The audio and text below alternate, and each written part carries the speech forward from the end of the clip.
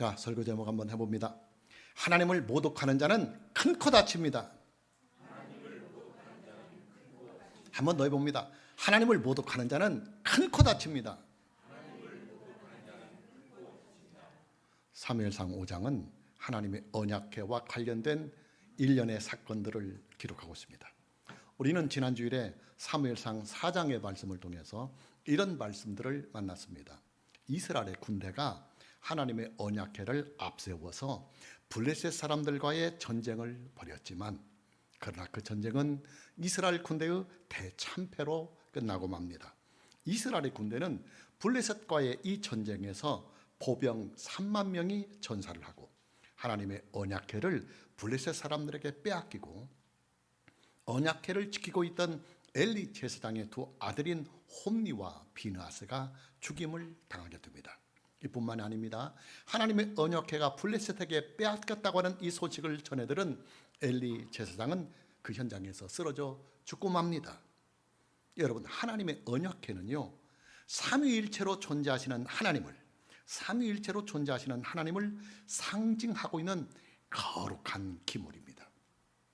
하나님의 언약궤는 하나님의 성막에 존재하는 모든 기물들 중에서 최고의 권위를 가지고 있는 기물이요, 또 하나님의 성막에 존재하는 모든 기물들 중에서 최고의 영광과 중요성을 가지고 있는 기물입니다. 당연합니다. 여러분, 그렇잖아요. 기독교 신앙에서 최고의 권위가 무엇입니까? 삼위일체로 존재하시는 하나님 그분 자체가 최고의 권위입니다. 삼위일체로 존재하시는 하나님 그분 자체가 기독교 신앙에서 가장 중요한 부분입니다. 하나님의 언약궤는 삼위일체로 존재하시는 하나님 그분 자체를 상징하고 있는 기물입니다. 당연히 하나님의 언약궤는 하나님의 성막 안에 존재하고 있는 모든 기물들 중에서 최고의 권위를 가지고 있는 기물이요, 또 하나님의 언약궤는 지구상에 존재하고 있는 모든 물질들 중에서 최고의 권위와 최고의 영적인 가치를 가지고 있는 기물입니다. 하나님의 언약궤가 얼마나 권위가 있고 얼마나 가치가 있느냐. 여러분, 하나님께서는요, 성막에 임재하실 때 구체적으로 어디에 임재를 하시느냐 하면은 하나님의 언약궤 위에 임재를 하십니다. 하나님의 언약궤는 언약궤를 덮고 있는 뚜껑이 있어요. 하나님께서는 그 언약궤의 뚜껑 위를 하나님의 발등상으로 삼으시고 그 언약궤 뚜껑 위에 보좌를 세우시고 그 보좌 위에 하나님은 임재를 하십니다. 그래서 언약궤의 뚜껑의 이름이 시은좌 혹은 시은소 혹은 속죄소라고 부르는 것입니다. 언약궤의 뚜껑을 시은소나 시은좌라고 부르는 것은 하나님의 은혜의 보좌다, 또 하나님의 은혜의 처소라는 말이에요. 그리고 속죄소라고 부르는 것은 하나님께서 이 언약궤 뚜껑 위에서 죄인들에게 죄사함을 주시고 또 죄인들을 구원하시는 구원의 자리다, 그런 뜻에서 하나님의 언약궤의 뚜껑을 속죄소라고 이름을 붙인 것입니다. 무슨 말이냐? 하나님의 언약궤의 뚜껑 위는 하나님께서 임재하시는 하나님의 보좌를 상징하고 있다는 말입니다. 하나님께서는 언약궤의 뚜껑을 하나님의 보좌의 발판으로 삼으시고 그 보좌 위에 항상 좌정하여 계십니다. 언약궤의 뚜껑 위를 하나님의 보좌로 정하신 하나님께서는 하나님의 보좌 앞에 나오는 모든 자들에게 죄사함을 주시고 또 은혜를 베풀어 주시며 복을 주십니다. 그러니 여러분, 하나님의 언약궤가 얼마나 중요하겠습니까? 하나님의 언약궤는 항상 지성소 안에만 두도록 했습니다. 인간의 출입을 원칙적으로 차단을 하되 1년에 딱 한 번 대속주일 날 제사장만 들어갈 수가 있는 자리가 지성소인데, 하나님의 언약궤는 그 권위와 영광과 중요성이 대단히 중요하기 때문에 이렇게 하나님의 지성소에 언약궤를 두겠습니다. 제사장이라고 해서 자기 마음대로 막 이 지성소에 들어가서 하나님의 언약궤 앞에 설 수 있는 것이 아니에요. 반드시 하나님께서 정해주신 속죄의 절차를 대제사장도 다 밟은 후에 하나님께서 정하신 날에 딱 한 번 1년에 들어갈 수가 있는 것입니다. 하나님의 언약궤가 가지고 있는 구속사적인 상징성이 있어요. 그 상징성이 뭐냐? 하나님의 언약궤는 온 우주의 중심이 된다 하는 중심의 상징입니다. 여러분, 하나님의 창조의 세계는요, 질서가 있어요. 그리고 그 질서의 중심에는 항상 하나님의 언약궤, 그리고 이 언약궤는 삼위일체로 존재하시는 하나님 그분 자체를 상징하고 있기 때문에 피조된 모든 우주의 중심에는 우주의 창조자요, 창조하신 모든 세계를 통치하시고 구원하시고 그리고 보존하시며 섭리하시는 하나님께서 그 중심의 센터에 계시는 것입니다. 여러분, 우주의 중심이 어디에 있습니까? 우주의 중심은 지구입니다. 지구가 우주의 중심입니다. 물론 우주 과학자들은 우주의 중심을 태양이라고 말을 합니다. 왜냐하면 우주에 존재하고 있는 모든 행성들이 다 태양을 중심으로 해서 돌고 있기 때문입니다. 지구 역시도 태양을 중심으로 해서 공전과 자전을 하고 있습니다. 그러나 태양은 사람이 살고 있는 행성이 아니에요. 사람이 살고 있는 행성은 이 우주 가운데 지구가 유일한 행성입니다. 하나님께서는 사람을 창조하실 때 사람의 몸을 소우주로 창조하셨습니다. 사람의 몸을 작은 우주, 즉 축소된 우주로 사람의 몸을 창조하셨어요. 하나님께서는 사람을 창조하실 때 사람에게만 하나님의 형상을 주셨습니다. 그래서 인간은 하나님의 형상을 가진 존재로 하나님께서 창조하셨습니다. 그러기에 사람은 모든 피조물들을 대표합니다. 당연히 그런 피조물들을 대표하는 사람이 살고 있는 지구가 우주의 중심이 되는 것은 당연합니다. 자, 그럼 지구의 중심이 어디에 있습니까? 지구의 중심은 이스라엘입니다. 어떤 사람들은 대한민국이나 동방에 해 뜨는 나라 대한민국이라서 지구의 중심이 대한민국이라고 하는 어처구니 없는 사람들도 있어요. 그러나 지구의 중심은 이스라엘입니다. 이스라엘은 지구상에 존재하는 모든 나라들 중에서 맨 처음으로 하나님께 선택을 받은 나라예요. 또 이스라엘은 지구상에 존재하고 있는 모든 나라들 중에서 맨 처음으로 하나님의 말씀을 받은 나라입니다. 이뿐만이 아니에요. 이스라엘은 예수님께서 이 세상에 오실 때 예수님께서 이 세상에 오시는 나라로, 장소로 선택을 받은 나라입니다. 또 이스라엘은 예수님께서 주 활동의 무대로 삼으신 나라입니다. 더더욱 놀라운 일은 예수님께서 이 세상에 오실 때 예수님은 이스라엘의 족보를 가지고 이스라엘 민족의 족보를 가지고 이 세상에 오셨습니다. 당연히 하나님의 구속사적인 입장에서 볼 때 이스라엘은 지구의 중심입니다. 그런데 이스라엘에도 중심이 있습니다. 여러분, 이스라엘의 중심이 어디냐면요, 예루살렘입니다. 예루살렘은 이스라엘의 수도이기도 하지만 예루살렘은 하나님의 성전이 존재하는 장소입니다. 더더욱 예루살렘은 새 하늘과 새 땅으로 임하시는 하나님의 나라를 상징하고 있는 도시입니다. 성경은 새 하늘과 새 땅으로 임하시는 하나님의 나라를 새 예루살렘이다, 새 예루살렘이다, 이렇게 말씀하고 있습니다. 예루살렘에게도 중심이 있어요. 예루살렘의 중심이 어디냐? 당연히 예루살렘에 있는 하나님의 성전이 예루살렘의 중심입니다. 그리고 성전 안에도 중심이 있어요. 예루살렘 성전의 중심이 어디에 있느냐? 지성소가 중심입니다. 지성소는 하나님의 처소를 상징하고 있기 때문입니다. 그런데 그 지성소에도 중심이 있어요. 지성소의 중심이 뭐냐? 하나님의 언약궤, 하나님의 법궤가 지성소의 중심입니다. 그리고 맨 마지막으로 하나님의 언약궤의 중심은 어디에 있느냐? 언약궤의 뚜껑, 즉 하나님의 보좌에 있습니다. 여러분, 옛날에 왕정 국가를 보면요, 왕정 국가에는 반드시 그 나라를 통치하는 나라의 중심이 있어요. 그 중심이 어디에 있느냐면 왕이 거주하는 황궁입니다. 그런데 그 황궁의 중심이 또 있어요. 그 황궁의 중심이 어디냐면 왕의 보좌입니다. 왕의 보좌는 그 나라의 최고의 권위의 자리이며 권력의 자리이고 또 한 나라의 최고의 위엄의 자리요 영광의 자리이기도 합니다. 왕은 그 황금으로 만든 보좌 위에 앉아서 나라를 다스리고 백성들을 다스립니다. 자, 이쯤 하면 하나님의 언약궤가 얼마나 중요한 기물인가 하는 것을 대략 알 수가 있을 것입니다. 그런데 그렇게도 중요한 하나님의 언약궤가 이스라엘과 블레셋과의 전쟁에서 이스라엘이 패배를 한 후에 블레셋 사람들에게 강탈을 당하고 말았습니다. 블레셋은 이스라엘과의 전쟁에서 승리를 한 후에 이스라엘 군대의 진영에 있는 하나님의 언약궤를 뺏어갔어요. 강탈해 갔습니다. 블레셋 사람들이 왜 무엇 때문에 하나님의 언약궤를 강탈해 갔느냐? 본문 2절 말씀을 봅니다. 블레셋 사람들이 하나님의 궤를 가지고, 이 부분이 중요합니다. 다곤의 신전에 들어가서 다곤 곁에 두었더니 그랬습니다. 성경학자들은 블레셋 사람들이 하나님의 언약궤를 강탈해서 그들이 섬기고 있는 다곤 신상에 하나님의 언약궤를 둔 이유를 이렇게 보고 있습니다. 여러분, 다곤은요, 블레셋 사람들이 섬기고 있는 블레셋의 최고의 신입니다.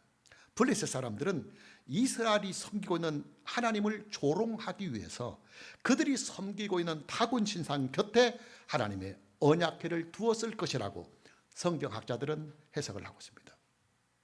고대 사회는 종교적인 사회예요. 고대 사회는 지금처럼 문명이 발달한 시대가 아니기 때문에 오로지 자연에만 의존을 할 수밖에 없었습니다. 그렇기 때문에 고대 사회는 자연을 지배한다고 믿었던 각종의 우상들이 각 나라마다 많았습니다. 블레셋의 대표적인 우상이 뭐냐? 다곤입니다. 블레셋 사람들은 다곤의 신상을 조각을 해서 다곤 신전에 두고 그 다곤 신전에 들어가서 그들의 종교 의식을 행하였습니다. 블레셋은 전쟁의 승리자입니다. 그들은 이스라엘과의 전쟁에서 완승을 했습니다. 당연히 블레셋 사람들은 그 전쟁에서의 승리의 원인을 그들이 섬기고 있는 다곤의 능력으로부터 나왔다고 그들은 믿었습니다.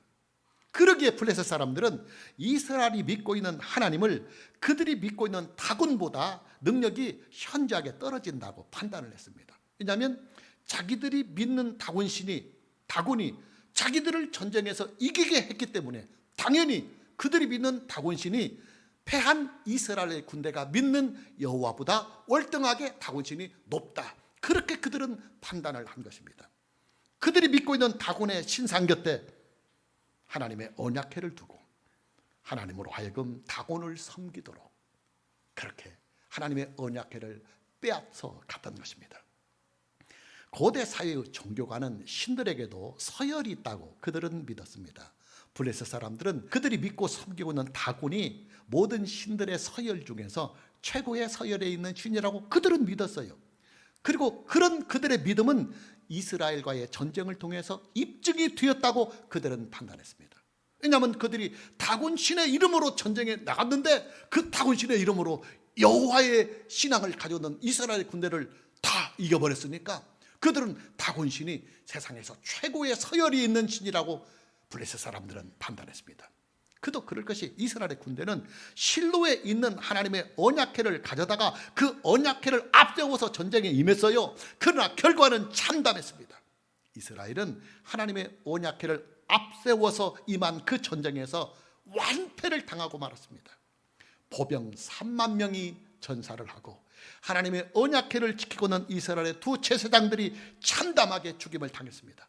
그리고 하나님의 언약궤마저도 블레셋 사람들에게 빼앗기고 말았습니다. 그러니 여러분, 블레셋 사람들의 입장에서 볼 때는요, 그들이 섬기고 있는 다곤이 이스라엘이 섬기고 있는 여호와 하나님보다 신의 서열에서 월등하게 앞서고 있다고 그들은 자체적으로 판단을 하고 있는 것입니다.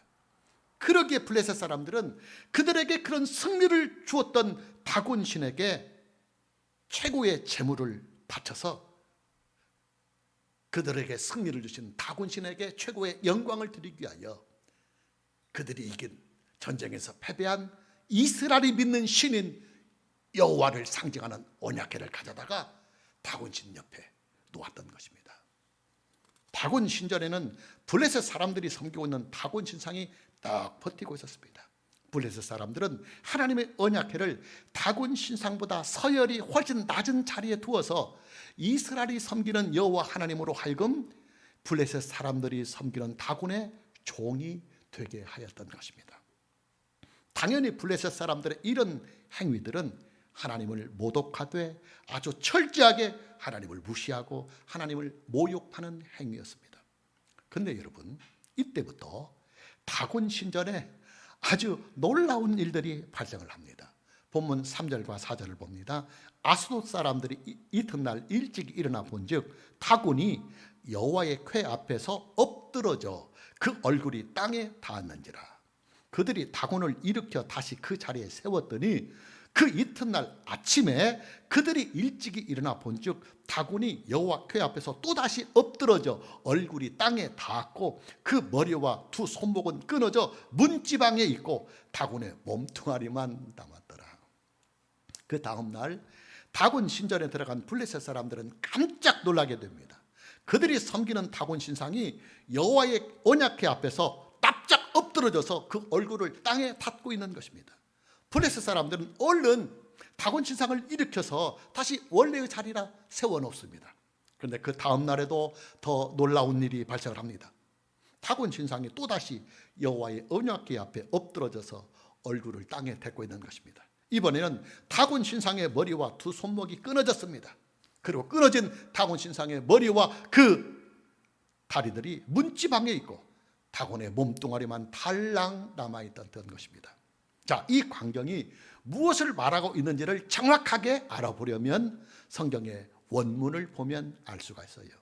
본문 3절과 4절 말씀을 보면 다곤이 여호와의 언약궤 앞에서 엎드러져 땅에 얼굴을 대고, 이 부분이 중요합니다. 땅에 얼굴을 땅에 대고, 이 부분이 중요해요. 얼굴을 땅에 대고 있다는 말씀이 두 번 연거푸 반복되어 나옵니다. 이 말씀에서 엎드러져라는 이 말씀은 히브리어로 원문에서 나팔이라고 하는 단어입니다. 나팔이라고 하는 이 히브리어 단어는 예배적인 용어예요. 하나님을 예배하는 자들이 몸을 엎드려서 얼굴을 땅에 대는 이 행동을 히브리어로 나팔이라고 합니다. 그래서 히브리어로 된 나팔이라는 말을 우리가 번역을 할 때는 예배한다, 그렇게 번역을 해요. 신약 성경에 나오는 예배라고 하는 이 단어가 원문에서 헬라어로 뭐라고 되어 있느냐면 프로스코네오라고 되어 있습니다. 그런데 이 프로스코네오라고 하는 신약 성경의 헬라어의 이 단어의 뜻은 그 얼굴을 땅에 대고 납작 엎드린다고 하는 뜻이에요. 그러니까 히브리어로는 나팔이고, 그리고 신약 성경의 헬라어로는 프로스코네오, 이것이 예배적인 용어입니다. 엎드러져 얼굴을 땅에 대면서 상대방에게 경외함을 표하는 것, 이것이 예배의 근본이다, 그 말이에요. 무슨 말이냐? 본문 3절과 4절 말씀에서 다곤 신상이 여호와의 언약궤 앞에서 엎드러져 얼굴을 땅에 대고 있다고 하는 이 말씀은 블레셋 사람들이 그렇게 넘버원이라고 믿어왔던 그 다곤이 여호와 하나님을, 이스라엘의 하나님 여호와를 예배하고 있다는 말이에요. 이뿐만이 아닙니다. 본문 3절과 4절 말씀에 나오고 있는 이 나팔이라고 하는 히브리어 이 원어는 항복을 한다는 뜻도 동시에 가지고 있습니다. 블레셋 사람들이 넘버원이라고 믿어왔던 다곤이 이스라엘이 믿는 이스라엘 하나님 여호와 앞에서 완전히 항복을 하고 전쟁 포로가 되어 있다는 뜻이 포함되어 있습니다. 자, 다시 한번 이 상황을 차분하게 다시 정리를 한번 해봅시다. 블레셋 사람들은 그들이 섬기던 다곤에게 최고의 영광을 바치기 위해서 여호와의 언약궤를 전쟁의 전리품으로 바쳤습니다. 중요한 사실은 블레셋 사람들의 이런 행동이 무엇을 말해주고 있느냐는 이 사실이에요. 그것은 블레셋 사람들이 그들의 전쟁의 승리를 기념하기 위해서 그들이 섬기고 있는 다곤에게 이스라엘 하나님 여호와를 전쟁 포로로 바쳐서 다곤신을 여호와 하나님이 섬기도록 그렇게 그들이 의식적으로 행하였던 행동입니다. 그러나 그들의 행동은 오히려 정반대의 결과로 그들에게 주어집니다. 오히려 다곤이 여호와 하나님의 전쟁 포로가 되어서 하나님께 납작 엎드려서 얼굴을 땅에 대고 하나님을 예배하고 있는 것입니다. 그것도 한 번의 사건이 아니라 이틀 동안 계속해서 연거푸 이 일이 일어납니다. 이뿐만이 아니에요. 하나님께서는 다곤 신전이 있는 그 도시, 이 도시 이름이 아스돗인데 그 아스돗 전체 도시에 큰 재앙을 내리십니다. 그 재앙이 뭐냐? 독종의 재앙입니다. 본문 6절과 7절 말씀을 보면 여호와의 손이 아스돗 사람에게 엄중히 더하사 독한 종기의 재앙으로 아스돗과 그 지역을 쳐서 망하게 하니 아스돗 사람들이 이를 보고 이르되 이스라엘의 신의 궤를 우리와 함께 있지 못하게 할지라 그의 손이 우리와 우리 신 다곤을 친다. 아스돗 주민들은 그 독종이 발생하는 원인을 이렇게 알고 있습니다. 그들이 여호와 하나님을 모독했기 때문이다. 그들이 여호와 하나님을 상징하는 이스라엘의 그 하나님의 언약궤를 가져다가 다곤 신전에 놓고 굴욕을 주었기 때문에 그 하나님이 노하여서 지금 다곤신을 그렇게 납작 엎드리게 만들고 항복하게 만들고, 그리고 다곤신을 모셔놨던 이 도시 전체를 망하게 한다. 그렇게 그들은 판단하고 있었던 것입니다. 성경학자들은 하나님께서 아스돗 주민들에게 내린 이 독종을 페스트라고 보고 있어요.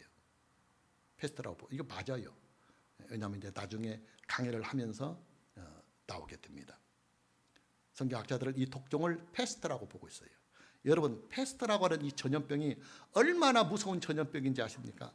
14세기에 유럽 전체에 이 페스트가 퍼졌는데 몇 년 만에 유럽 전체의 인구 중에서, 전체의 인구입니다, 30에서 60%가 페스트로 죽었어요. 엄청난 역사입니다. 그 페스트가 그렇게 무서운 병이에요. 인류 역사에서 페스트 이 전염병으로 죽은 이 일보다 더 큰 일이 없어요. 1, 2차 세계 전쟁에서 죽은 그 죽음의 숫자보다도 페스트로 죽은 유럽 인구가 더 많아요. 그 정도로 무서운 병이 페스트입니다.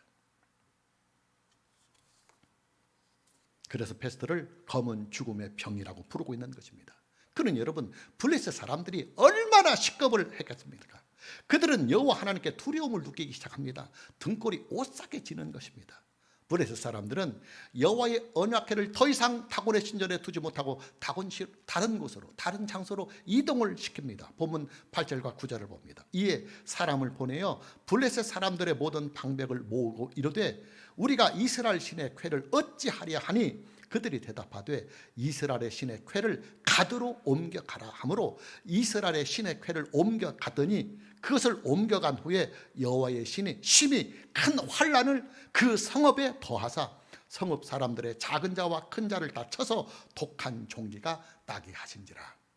가드라고 하는 블레셋의 도시로 여호와의 언약궤를 옮겼는데 그곳에서도 여호와의 재앙으로 말미암아 독종이 창궐하게 됩니다. 그리고 또다시 그들은 하나님의 언약궤를 다른 지역으로 옮깁니다. 본문 10절입니다. 이에 그들이 하나님의 궤를 에그론으로 보내니라 그랬습니다. 그리고 계속해서 11절과 12절에 보면 이에 사람을 보내어 블레셋 모든 방백을 모으고 이르되 이스라엘의 신의 궤를 보내어 그 있던 곳으로 돌아가게 하고 우리와 우리 백성이 죽임 당함을 면하게 하자 하니 이는 온 성읍이 사망의 환난을 당함이라. 거기서 하나님의 손이 엄중하심으로 죽지 아니한 사람들은 독한 종기로 치심을 당해 성읍의 부르짖음이 하늘에 사무쳤더라. 에그론에서도 수많은 주민들이 독종으로 말미암아 죽임을 당하게 됩니다. 본문 12절 말씀을 보면 살아있는 자들의 원성과 그 통곡의 부르짖음이 하늘에 사무쳤다고 성경은 기록하고 있어요. 여러분, 하나님께서는요, 하나님의 영광과 하나님의 권위를 하나님 스스로가 지켜가시고 또 하나님 스스로가 나타내십니다. 전쟁에서 승리한 블레셋 사람들은 이스라엘 하나님 여호와를 조롱하려고 했다가 오히려 엄청난 희생만을 치른 채 여호와 하나님의 권위와 그 능력 앞에 두 손을 들고 항복을 하고 마는 것입니다. 여러분, 이 세상에서 가장 미련한 바보 멍텅구리가 어떤 사람이냐? 하나님을 모독하고 하나님을 모욕하고 하나님을 대적하는 바로 그 사람입니다. 그러나 반대로 이 세상에서 가장 지혜롭고 가장 복된 사람이 어떤 사람이냐? 예수 그리스도 안에서 하나님 한 분만을 믿고 섬기는 자, 그가 가장 지혜롭고 복된 자입니다. 마무리합니다.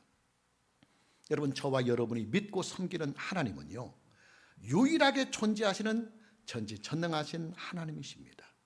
하나님께서는 그 능력과 그 지혜로 존재하는 모든 피조물의 세계를 창조하시고 창조하신 이 모든 피조물의 세계들을 지금도 통치하시고 섭리하시며 구원하시고 심판을 하시는 절대자요 지존자이십니다. 그리고 동시에 하나님은 선하시고 의로우시며 은혜와 복을 베풀어 주시기를 기뻐하시는 하나님이십니다.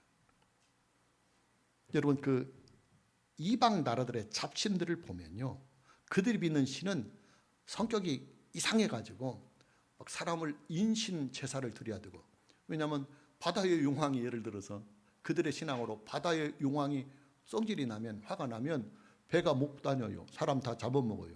그러니까 그런 신을 막 노엽게 하지 않게 하기 위하여 막 인신 제사를 드리고 그러는 거예요. 그러니까 그들이 믿고 있는 신은 변덕적이고 그리고 악합니다. 네, 여러분, 저와 여러분이 믿고 있는 여호와 하나님은 유일하게 존재하시는 전지전능하신 신이지만 그 신은 선하시고 의로우십니다. 그리고 은혜와 복을 베풀어 주시기를 원하시는 하나님이십니다. 이 부분이 아주 중요해요. 왜냐하면 아무리 능력이 있어도 이 능력을 가진 자가 오히려 성품이 악하다고 한다면 그 능력은 오히려 우리에게 해로움을 줘요. 차라리 그런 능력자 없는 게 나아요. 그런데 하나님은 전지전능하신 그 능력을 가지고 선함과 의로움과 사랑으로 우리에게 은혜를 베풀어 주시고 복을 주시기를 기뻐하시는 하나님이십니다. 당연히 그런 하나님을 예수 그리스도 안에서 믿고 섬기는 사람들은 반드시 잘 됩니다. 반드시 잘 됩니다. 오늘 저와 여러분 모두에게 남은 인생을 예수 그리스도 안에서 하나님을 잘 믿고 하나님 한 분만을 잘 경외하며 섬겨갈 수 있는 이 은혜가 있기를 주님의 이름으로 축복합니다. 찬양합니다.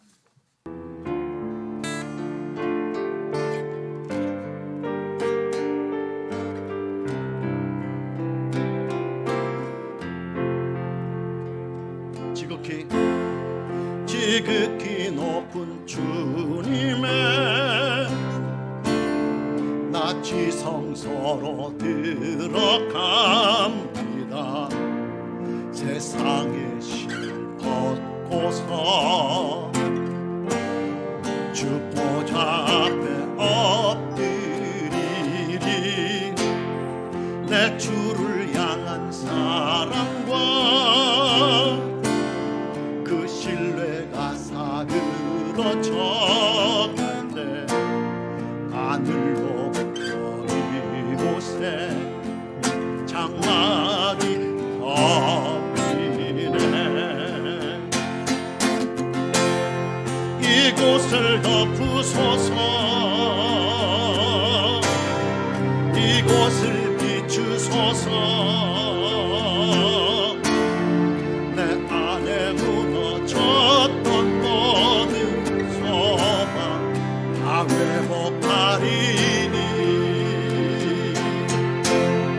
이곳을 지나소서. 이곳을 만지소서. 내 안에 죽어가는 모든 예 다 살아나리라. 지극히 높은 주님의 나 지성소로 들어갑니다. 세상의 실 걷고서 주 보좌 앞에 엎드리리. 내 주를 향한 사랑과 그 신뢰가 사그러져 갈 때 하늘로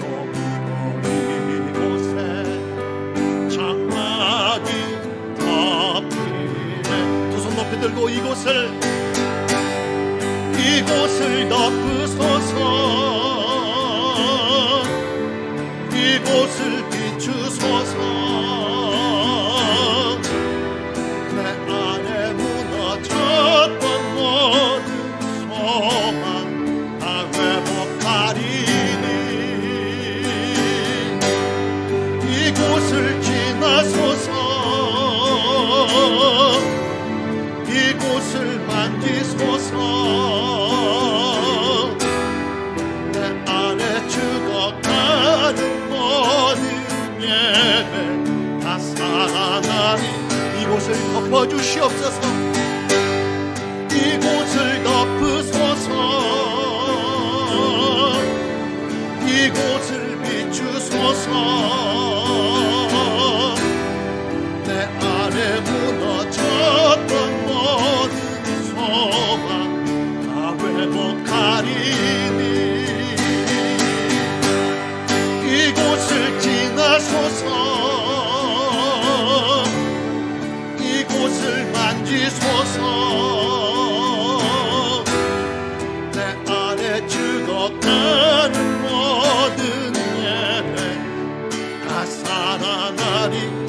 이름으로 고백합니다. 이곳을 덮어주시옵소서. 이곳을 덮으소서. 이곳을 비추소서. 내 안에 무너졌던 모든 소망 다 회복하리니 이곳을 지나소서. 이곳을 만지소서.